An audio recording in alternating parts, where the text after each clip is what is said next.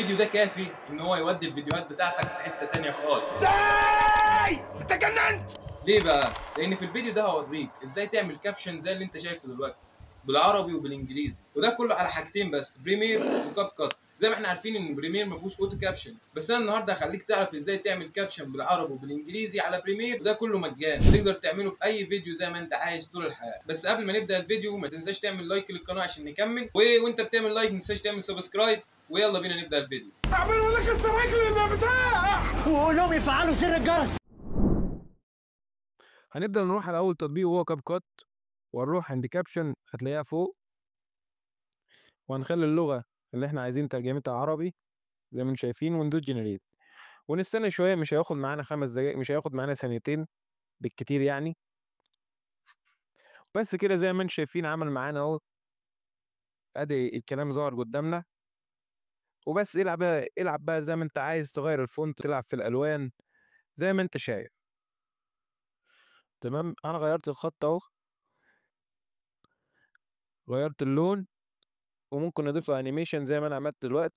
وبس كده لما نيجي نعمل استخراج او اكسبورت هتلاقي قدامنا، هنلاقي ان الكابشن مدفوعه. تمام، كنا ممكن في الاول نستخرج الملف الاس ار تي ده من الكابشن عادي لو ما كانش مدفوع، لكن هو مدفوع. فهنعمل ايه؟ هنروح نطلع فوق كده، هنسيب الماوس زي ما هو، مش هندوس على اي حاجه، وهنطلع فوق هنلاقي مسار في الخانه اللي هي بتاع ديتيلز دي. تمام، هنمشي مع المسار ده بالظبط. تمام بالظبط.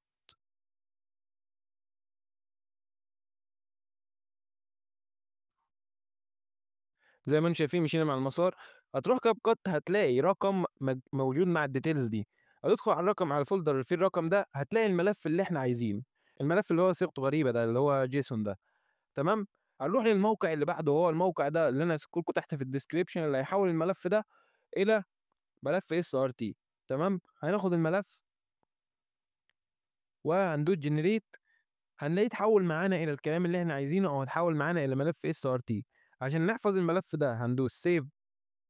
تمام، هنلاقيه نزل معانا اهو عادي زي ما احنا شايفين اهو، نزل في الداونلود زي ما انتم شايفين. هناخد الملف ده ونحط في بريمير زي ما انتم شايفين، نزلنا اهو، والكلام ظهر قدامنا زي ما احنا عايزين. وطبعا هنعدل على الكلام ده. تمام، هنروح عند خانة جرافيكس وهنظهر خانة اسينشال جرافيكس زي ما انتم شايفين، عشان نقدر نلعب في الكلام ده كله. الخانة دي هتخلينا نغير كل حاجة، من فونت، من مكان التكست نفسه، من الوان، من ستروك، زي ما انتم شايفين. هتلعب انت براحتك بقى. وطبعا الافضل انت تخلي الكلام في النص، عشان ده بيجذب المشاهد اكتر في الشورت. وغير اللون زي ما انت حابب.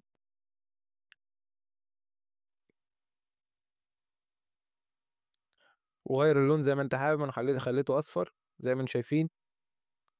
تمام،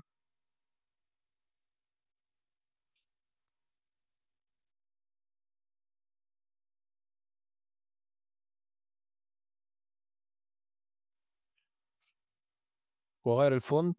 بعدها نروح على الموقع اللي بعده، اللي هو هنخلي الملف اللي معانا ده هنخليه مترجم عشان نخليه بالانجليزي زي ما انا قلت.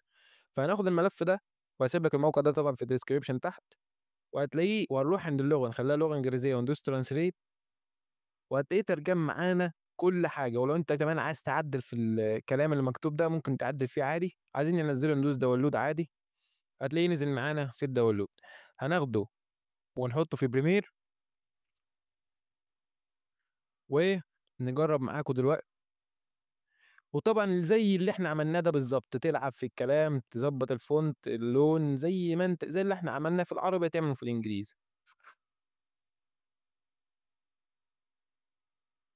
طبعا هسيب لك اللينكات اللي احنا استخدمتها دي كلها تحت في الديسكريبشن، او في اول تعليق مثبت يعني.